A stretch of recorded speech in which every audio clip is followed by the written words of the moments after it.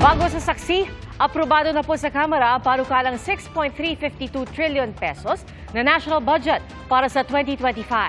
285 kongresista ang bumotong pabor sa panukala habang 3 naman ang tumutol. Kasama po sa inaprobahan ang budget ng Office of the Vice President na mahigit kalahati lang ng orihinal na hininging pondo para sa kanila. Saksi, si Maki Pulido. Mahigit 2 bilyong piso ang hinihinging budget ng Office of the Vice President. Pero nang isa lang kanina sa plenaryo ng Kamara, ginawa na lang itong 733 million pesos base sa rekomendasyon ng Committee on Appropriations. Inalis ang budget sa ilang programa ng OVP na duplication o ginagawa na ng ibang kagawaran. Mataas pa raw yan kung tutuusin dahil ang panukala ni ACT Teachers Party List Representative Franz Castro, ibaba pa ang budget sa 529 million pesos. Sapat para di maapektuhan ang sahod ng mga tauhan ng OVP.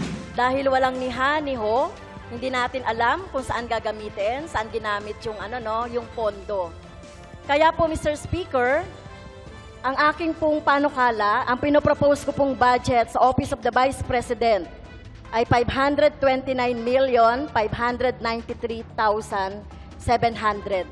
These are just mere manifestation, and the body can exercise its plenary powers to either accept or to reject any possible proposals, especially if it's an individual amendment. Dahil no-show pa rin si Vice President Sara Duterte o kahit kinatawan ng kanyang tanggapan, wala nang nagtanong. Kabilang sa gusto raw sanang malaman ng Makabayan Bloc ay kung saan napunta ang 70 million pesos na confidential fund na naubos sa loob lang ng 11 araw noong 2022 na pinapasauli ng Commission on Audit. Bakit hindi nagpakita ang OVP?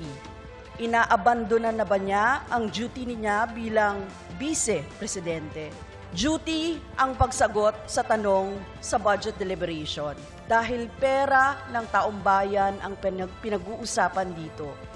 Hindi ito choice na pwedeng i-forgo na lang. Sabi ni VP Sara sa pagdinig sa Senado na lamang siya dadalo sa pagtalakay ng 2025 budget ng OVP. Pero hindi na raw siya umaasang maibabalik pa ang mahigit sa kalahating tinapyas ng komite sa Kamara sa kanilang budget. Naghahanap lang daw ang mga kongresista ng impormasyon para makapagsulong ng impeachment case laban sa kanya. Gumawa sila ng isa pang track na resignation. Parang papalabas nila, impeach ka namin for wrongdoing, whatever. And then, itong isang grupo na ito, umalis ka dyan. Kasi kapag hindi ka umalis, kapit-tubo ka. Pagdidiin pa ng bise, di siya magre-resign. Hindi ako aalis dito dahil nilagay ako ng mga tao dito believing that I will work for the country. And that is what we did. We worked.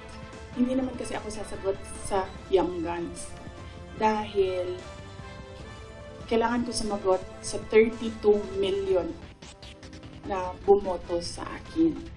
Kagabi pa sinertipikahan as urgent ni Pangulong Bongbong Marcos ang pagpasa sa national budget para sa 2025.